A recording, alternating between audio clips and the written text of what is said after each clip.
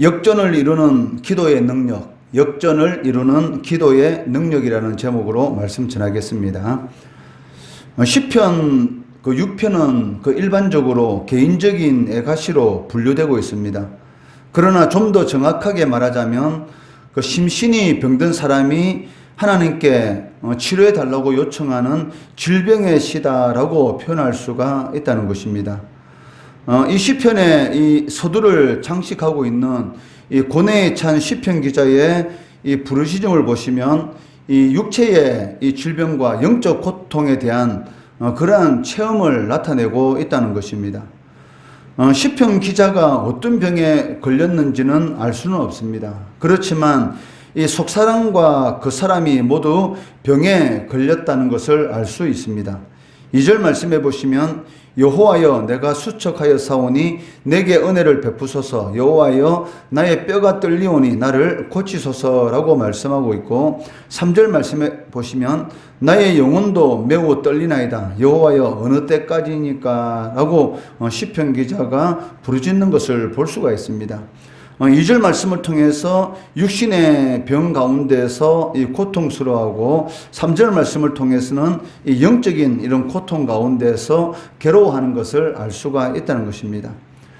시편 기자가 겪는 이러한 고통이 얼마나 심한지 자신의 이러한 육체적인 질병과 영적 고통이 어느 때까지니까 라고 이렇게 하나님 앞에 부르짖는 것을 볼 수가 있다는 것이죠.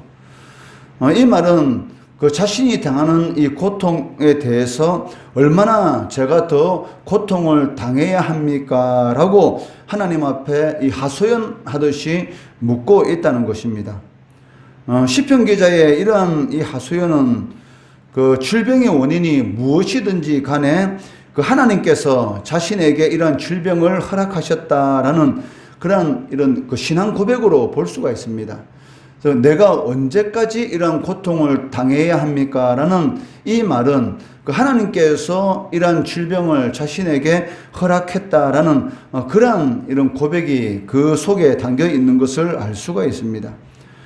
시편 기자의 이러한 신앙 고백, 어떻게 보면 신앙 고백이라고 할 수 있는데, 이러한 신앙 고백은 인간이 하나님께서 허락하신 것에 대해서 불평하는 것은 주제 넘은 그런 행동이다라는 그런 것을 말하는 것이고, 또한 하나님께서 어떠한 충분한 이유가 있기 때문에 자신에게 그러한 질병을 이렇게 허락하셨기 때문에 거기에 대해서 불평한다든지 원망한다든지 어떤 문제를 제기하는 것은 옳은 행위가 아니다라는 그런 의미를 가지고 있다는 것이죠. 그러니까 시편 기자의 이러한 고백은 이런 육체적인 질병 그리고 영적인 고통, 이런 심한 그런 고통 가운데서도 하나님 앞에 대한 그런 이런 믿음의 길 위에 서 있는 것을 이렇게 볼 수가 있습니다. 그렇기 때문에 자신이 하나님 앞에 이렇게 하소연하듯이 이렇게 부르짖는 이런 부르짖음에 대해서 하나님께서 진노하지 마실 것을, 즉 자신이 이러한 고통 가운데서 하나님 앞에 하소연하듯이 이렇게 부르짖는 것은 하나님의 이 절대 주권, 즉 하나님께서 이러한 모든 일을 허락하셨다라는 것에 대해서 원망하고 불평하는 것이 아니라 자신의 이 고통에 대해서 알아달라고 라고 이렇게 하나님 앞에 부르짖는 것이기 때문에 진노하지 마실 것을 구하고 있습니다. 1절 말씀해 보시면 여호와여 주의 분노로 나를 책망하지 마시오며 주의 진노로 나를 징계하지 마옵소서라고 먼저 하나님 앞에 기도하고 있는데, 그 이유는 자신이 하나님 앞에 간절히 기도하는 것은 원망의 기도도 아니고, 또 하나님 앞에 하나님의 절대 주권에 대해서 믿지 못해서 하는 그러한 요청이 아니기 때문에 거기에 대해서 하나님께서 진노하지 말아 달라고 먼저 하나님 앞에 기도하고 자신을 이러한 고통 가운데서 건져 달라고 구하는 것을 이렇게 볼 수가 있습니다. 시편 기자는 자신의 이 질병을 죄의 결과라고 생각하기 때문에 징계하지 말아 달라고, 책망하지 말아 달라고 이렇게 기도하는 것이 아니라는 것이죠. 자신이 죄를 지었기 때문에 이런 질병에 걸려 있고 이런 영적인 고통을 당한다라고 생각하고 있는 것은 아니라는 것입니다. 그 하나님께서 허용하신 이런 이 질병에 대해서 그 불평하는 것이 이 죄라는 그런 인식을 하고 있기 때문에 그 진노하지 말아 달라는 것이죠. 그러니까 자신이 하나님 앞에 그 이러한 그 육체적인 질병과 영적인 이러한 고통 가운데 하나님 앞에 이 구하고 있는 것은 결코 그 이러한 것 때문에 하나님 앞에 불평하는 것이 아니고 그 하나님의 섭리 가운데서 내가 이러한 고통을 겪고 있지만 이 고통이 너무 심하기 때문에 여기서 건져 달라고 기도하는 것이지 결코 이 불평하기 때문에 그리고 내가 하나님 앞에 죄를 지었기 때문에 이런 고통을 당하기 때문에 거기에 대해서 하나님께로부터 주의 진노 때문에 내가 이러한 고통을 당한다라고 하는 것이 아니라는 것이죠. 이것은 그 하나님의 앞에 대한 그 이 시편 기자의 이 믿음의 고백이라고 할 수가 있습니다. 그 6편 이 말씀 어느 말씀을 보더라도 그 자신이 죄를 지었기 때문에 이런 고통을 당한다라는 그러한 이 고백은 이렇게 기록되지 않고 있다는 것입니다. 시편 이 6편과 똑같이 이 고통 가운데 이 부르짖음으로 시작하는 그러한 시편이 있습니다. 이 시편 그 38편에 보시면 그 시편 38편 1절에서 4절 말씀해 보시면 여호와여 주의 노하심으로 나를 책망하지 마시고 주의 분노하심으로 나를 징계하지 마소서. 주의 화살이 나를 찌르고 주의 손이 나를 심히 누르시나이다. 주의 진노로 말미암아 내 살에 성한 곳이 없사오며 나의 죄로 말미암아 내 뼈에 평안함이 없나이다. 내 죄악이 내 머리에 넘쳐서 무거운 짐 같으니 내가 감당할 수 없나이다 라고 시편 이 38편의 기자는 고백하고 있습니다. 그러니까 6편이나 이 38편이나 그 시작은 똑같습니다. 즉 육체적인 질병 가운데 또 영적인 이런 고통 가운데서 하나님 앞에 노하지 마시고 또 분하지 마시라고 하소연하면서 이렇게 기도를 시작하고 있지만 그 시편 38편의 이 시편 기자는 자신이 이러한 그 육체적인 질병과 이런 정신적인 영적인 고통 가운데 있는 이유가 무엇이냐면 그 자신의 죄로 말미암아 이러한 일이 일어났다라고 이렇게 고백하고 있는 것이죠. 그렇지만 이 시편 6편의 이런 이 기자의 이 고백은 자신이 죄를 지었기 때문에 이러한 고통을 당하는 것이 아니라는 것입니다. 하지만 이 시편 6편에 보시면 그 죄에 대한 그런 고백도 없고 회개에 대한 그런 내용도 없기 때문에 그 시편 이 6편의 이 기자가 자신이 죄를 지었기 때문에 이런 고통을 당하는 것은 아니다라는 것을 우리는 알 수가 있습니다. 그렇다고 그 자신이 그 하나님 앞에 하나님의 사랑과 은혜를 받을 만한 그러한 사람이라고 또 주장하는 것도 아니라는 것입니다. 다만 그 자신의 이런 비참한 상태, 자신의 이러한 고통 가운데서 하나님의 이 사랑, 그 하나님께서 은혜를 베풀어 주셔서 이러한 고통 가운데서 이 구해달라는 것이죠. 이 4절 말씀해 보시면 여호와여 돌아와 나의 영혼을 건지시며 주의 사랑으로 나를 구원하소서라고 하나님 앞에 간절히 기도하고 있습니다. 여기 돌아와라는 이 단어는 그 시편 기자가 겪고 있는 이라는 이 질병이 마치 하나님께서 자신을 버린 것과 같은 그러한 이 고통이라는 것이죠. 그 6절 말씀해 보시면 하나님께서 자신을 이 버린 것과 같은 그런 고통에 대해서 이 적나라하게 표현하고 있습니다. 6절 말씀해 보시면 내가 탄식함으로 피곤하여 밤마다 눈물로 내 침상을 띄우며 내 요를 적시나이다 라고 말씀하고 있습니다. 얼마나 많은 눈물을 흘렸기에 그 이 침대가 그 눈물에 뜨는 그러한 이 비유를 사용하고 있다는 것이죠. 이런 육체적인 이런 고통, 그런 영적인 이 고통으로 인해서 그 침상이 물에 떠다닐 그런 정도로 이 눈물을 이렇게 흘렸다라는 그런 의미로서 이 시편 기자가 이렇게 하나님 앞에 하소연하는 것을 이렇게 볼 수가 있습니다. 얼마나 이 시편 기자가 고통 가운데 있다는 것을 우리는 이게 짐작할 수가 있다는 것이죠. 고대 이스라엘 이 사이에서 그 병이 들었다는 것은 그 많은 사람들이 저 사람은 하나님의 심판을 받고 있는 그런 죄인이다라는 그런 이런 생각을 가지고 있었습니다.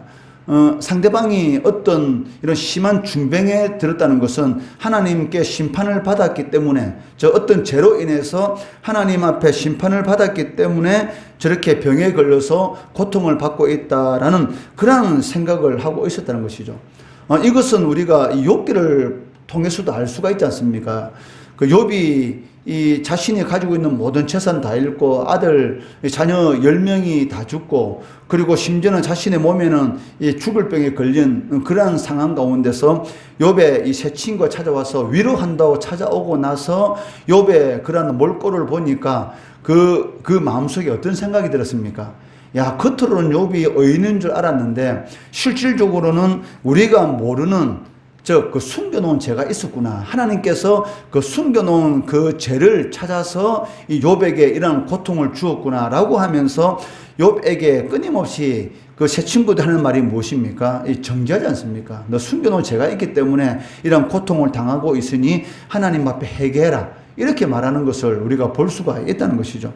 그러니까 당시 이 고대 이스라엘 사이에서 이 병에 걸렸다는 것은 하나님의 심판을 받고 있는 죄인이다라는 그런 이런 생각을 가지고 있었기 때문에 이 시편 이 6편의 이 시편 기자도 그 자신의 친구들이 언제든지 자신을 대적하는 그런 사람이 될 수가 있었다는 것입니다.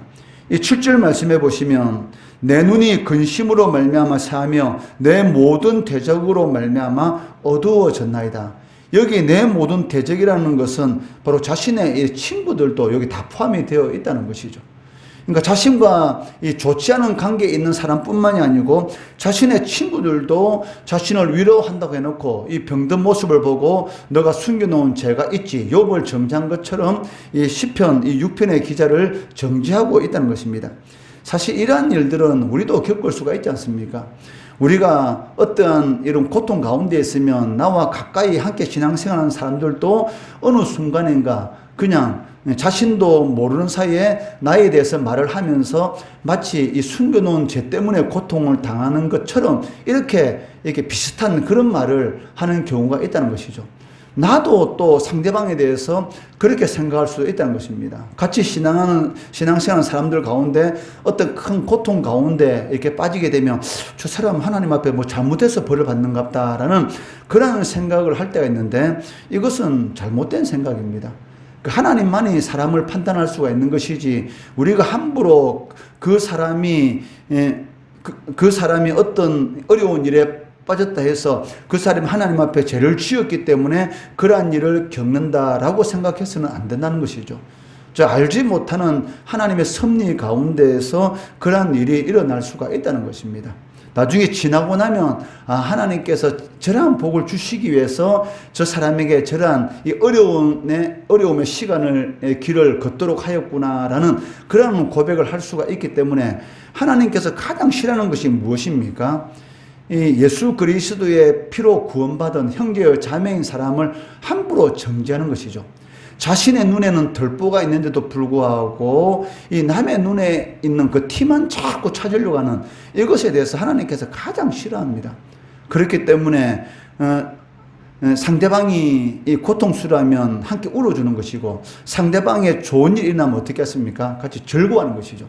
이것이 나도 복을 받는 것입니다.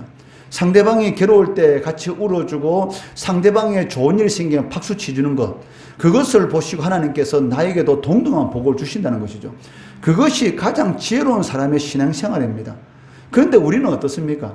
상대방이 잘못되면 거기에 대해서 사실 속으로 기뻐하고, 그리고 상대방이 이런 그 잘된 것을 보면 속에 보고 질투하고 시기하고 이러한 모습을 볼 수가 있는데 이것은 어떻게 보면 어리석은 그러한 신앙생활 사람들이죠. 왜냐하면 상대방이 잘 됐을 때 축하한다, 박수 치는 거 어려운 일이 아니지 않습니까? 그런데 사람은 이 재성을 가지고 있기 때문에 어떻게 하든지 상대방을 내보다 못한 사람으로 만들고 싶은 그러한 욕망을 가지고 있는데 이것은 정말로 어리석은 것입니다. 말 한마디 잘하면 천냥빚을 갚는다고 예수 안에 있는 형제 자매들이 잘 됐을 때에 이 박수 치주는 것, 나는 못하더라도 그 사람이 하나님의 교회를 잘 섬기면은 내가 그 사람을 위해서 기도해 주는 것, 이거 하나만으로도 하나님께서는 내가 똑같이 그렇게 하나님의 교회를 섬기는 것처럼 인정해 주시고 똑같은 그런 동일한 은혜를 베풀어 주신다는 것이죠. 그렇지만 고대 이스라엘 사회에서는 이 병에 걸렸다는 것은 무조건 하나님의 심판을 받는다라는 그러한 생각을 가지고 있는 사람들이 많이 있었기 때문에 내 눈이 7절 말씀해 보시면 근심으로 말미암아 새하며 내 모든 대적으로 말미암아 어두워졌나이다 라고 이렇게 하나님 앞에 하소연하는 것을 볼 수가 있습니다. 그렇지만 그 시편 기자는 이러한 그 육체적인 질병, 영적인 고통 가운데서 자신의 친구들이 대적이 되는 그러한 고통 가운데서도 그 친구들에 대해서 원망한다든지 또 하나님 앞에 대해서 원망한다든지 그러지 않습니다. 끝까지 하나님 앞에 기도하는 것이죠. 왜? 이렇게 포기하지 않고 끝까지 기도할 수 있는 것은 무엇입니까? 자신에게 일어나는 이런 모든 일들은 하나님께서 허락하셨다라는 하나님에 대한 절대 주권적인 믿음이 있습니다. 그렇기 때문에 하나님께서 해결해야 된다는 것이죠. 이런 믿음이 있기 때문에 하나님께 끝까지 이런 기도함으로 인해서 이 문제가 해결되었다라는 그 믿음, 그리고 이 확신이 자신이 겪고 있는 이런 이 고통과 절망을 이렇게 능가하는 그런 시점까지 이르는 것을 이렇게 보게 됩니다. 이 9절 말씀해 보시면 여호와께서 내 간구를 들으셨으며 여호와께서 내 기도를 받으시리로다 라고 고백하는 것을 볼 수가 있습니다. 이 기도의 힘이 무엇입니까? 지속적인 기도는 반드시 우리의 이 마음 가운데 이 확신을 줍니다. 처음에는 아무 확신이 없이 하나님 앞에 이 기도의 자리에 나아갔지만 이 끊임없이 그 문제를 가지고 하나님 앞에 기도하다 보면 어느 순간인가 이 절망과 이 고통을 넘어서는 이 믿음의 확신이 하나님께서 내 기도에 응답하셨구나라는 그런 확신이 들게 된다는 것이죠. 이 9절 말씀해 보시면 여호와께서 내 간구를 들으셨으며 이것은 이 과거 시제입니다. 즉 과거에 이미 이루어진 동작이라는 것이죠. 하나님께서 내 기도를 이미 들으셨다라는 그런 확신이 이제 가지게 된 것이고, 그 다음에 내 기도를 받으시리로다라는 이 말은 무엇입니까? 이것은 아직 이루어지지 않은 그 미래의 동작을 의미하고 있다는 것이죠. 즉 내 기도는 하나님께서 들으셨다라는 확신이 마음속에 확 들었습니다. 그렇지만 아직까지는 문제는 해결되지 않았어요. 그렇지만 이미 이 문제는 이제 해결됐다. 내 육체적인 질병과 영적인 고통은 이미 다 해결됐다라는 그 확신이 마음속으로 온 것이죠. 이것을 바로 이 9절에서 이렇게 지금 고백하고 있다는 것입니다. 이것은 히브리서 11장 1절의 이 고백이지 않습니까? 믿음은 무엇입니까? 바라는 것들의 실상이요 보지 않는 것들의 증거니. 즉 믿음이라는 것은 무엇인가? 바라는 것, 미래에 있을 것이지만 실상 이미 이루어진 것이다. 그러니까 미래에 있을 것을 이미 이루어진 것으로 믿는 것, 확신한 것, 이것이 바로 믿음이라는 것이죠. 이러한 믿음이 바로 이 시편 이 기자의 이 지속적인 기도 가운데 이 확신이 들게 된 것을 볼 수가 있습니다. 이러한 확신이 딱 드니까 어떤 역사가 일어납니까? 이 역전의 역사가 일어난 것이죠. 즉 자신을 대적하는 모든 사람들이 오히려 더 떨게 되는, 두려워하는 그러한 역사가 일어나게 된다는 것입니다. 이 10절 말씀해 보시면 내 모든 원수들이 부끄러움을 당하고 심히 떨며 갑자기 부끄러워 물러가리로다. 즉 이제는 자신을 대적하고 자신에 대해서 너가 죄를 지었기 때문에 이런 고통 가운데 있지라고 이렇게 조롱하던 사람들이 반대로 이제 상황이 역전이 돼서 그 사람들이 오히려 부끄러움을 당하고 심히 떠는 이러한 일이 일어나고 부끄러워서 물러가는 그러한 역사가 일어나게 되었다는 것입니다. 이것은 욥기를 통해서도 알 수가 있지 않습니까? 욥이 그 세 친구들을 위해서 기도할 때만 하나님께 용서해주는, 세 친구들이 욥에게 비해서 더 잘못했다라고 하나님의 책망을 받게 되는 그러한 일이 일어나게 되었던 것을 우리가 알 수가 있습니다. 기도의 능력은 무엇입니까? 바로 이 역전하는 능력이 있습니다. 그렇기 때문에 어떤 경우라도 이 기도의 줄을 놓으면 안 되는 것이죠. 육체의 질병, 그리고 영적인 고통 가운데 있다 하더라도 하나님 앞에 끊임없이 기도하면 반드시 이 역전시키는 그런 은혜가 나타납니다. 이러한 역전의 은혜를 기도 가운데 체험하는 우리 성도들 되시기를 주의 이름으로 축원합니다.